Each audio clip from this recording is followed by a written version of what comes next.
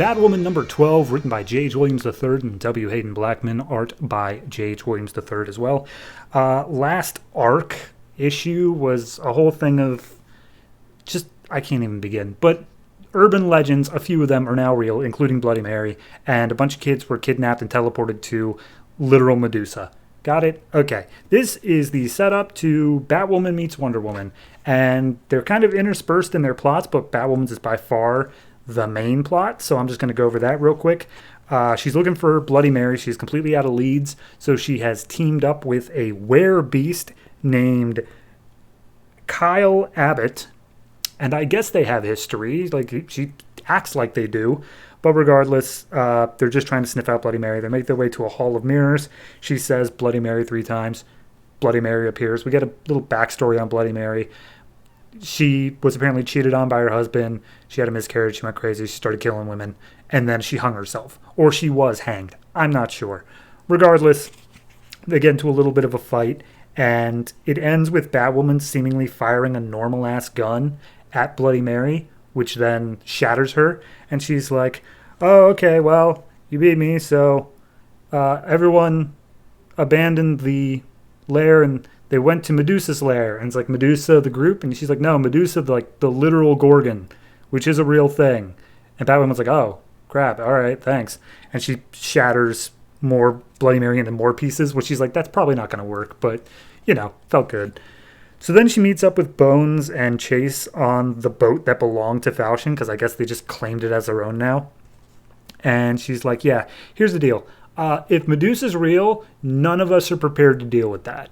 Literally none of us. The only person who I can think of who is ready to deal with like an ancient Greek legend like that is Wonder Woman. So I'm going to go get Wonder Woman. And Bones is like, okay, but you're going to be wearing like cameras and microphones and stuff because I definitely need intel on Wonder Woman.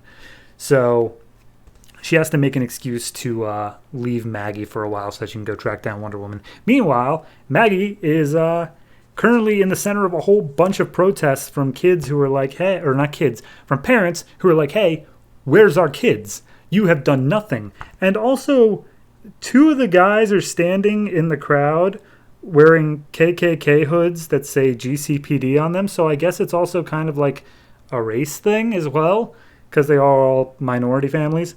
Anyway, Maggie is just burnt out. And she's like, she looks at the one parent. She's like, I've been calling you every day with updates, even when there aren't any. I'm doing my job. Why are you here with this? And it's like, hey, look, all we know is our kids aren't back. And that's only one person to blame for that. So Maggie, she's watching the news report later on of them saying like, oh, she's doing a horrible job and blah, blah, blah. And Kate comes up and she's like, hey, you really shouldn't be watching that. And she's like, it doesn't matter. Hey, by the way, I'm pissed at you now. And she basically just lays into Kate for her having to leave despite Maggie having this horrible, awful time right now in her life. And she's like, hey, remember that time that we made love for the first time? I never asked you where you were before that, but now I am. Where were you? And Kate was like, I can't say. And so then Maggie just shows her the door and says like, well, don't come back until you do. So all in all, it was a pretty easy escape. Just pointing that out there. We get one page here of Bet and Colonel Kane, and I guess Colonel Kane's new girlfriend or wife. I'm genuinely unsure on that part. But regardless, Bet's just watching them have fun in the pool while they're enjoying. And then Colonel's like, hey, Bet, why don't you come down, relax, have some fun? And Bet's like, no, I'm keeping you your promise. You're going to show me all the stuff that Kate never did. And he's like, all right, cool. And as he's walking inside, he just throws a little smile. So onto the Wonder Woman story that's been cut in between here. Not really even so much a story as much as she's just like narrating herself fighting against some of Falchion's monsters and former like cult members. It's members of Medusa. At least I think it's called Medusa. And she's just slashing through them and she's like, I am neither mortal nor God. I am something in between. And I have discovered this secret serpent cult that has murdered children and eaten hearts, and I'm here to defeat them all. And she ends up beating down the entire cult single-handedly, or at least everybody there. And as she's covered in blood, she makes her way out into the sea to clean up, and she sees a submarine coming out of the water. And out of the submarine comes Batwoman. She's like, hey, got a minute? And thus leads into Batwoman slash Wonder Woman. Gotta say, I for the past like 6 issues, I've been saying I really hope they stop with the 4 hours earlier, 2 hours later, 1 minute prior, like, and they did.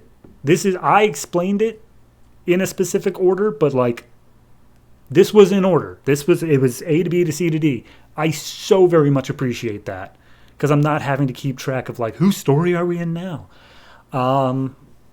In terms of the actual story itself, bringing Wonder Woman to fight Medusa, I'm down with that. The kids being involved, yeah, it really does close off a little bit of the world, like in a good way. Of Wonder Woman, it's like, yeah, there's this cult that follows literal Medusa.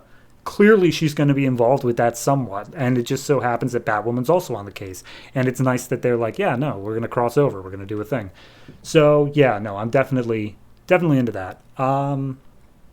Art-wise, J.H. Williams back on art. Nothing against, I believe it was Amy Reeder prior, but J.H. Williams just goes absolutely nutty with the layouts, and it is fantastic the entire time. It looks great. So fantastic art there. Overall, I would say this one's like a good 7.5, and the only reason it's not any higher is because it is literally just the setup issue.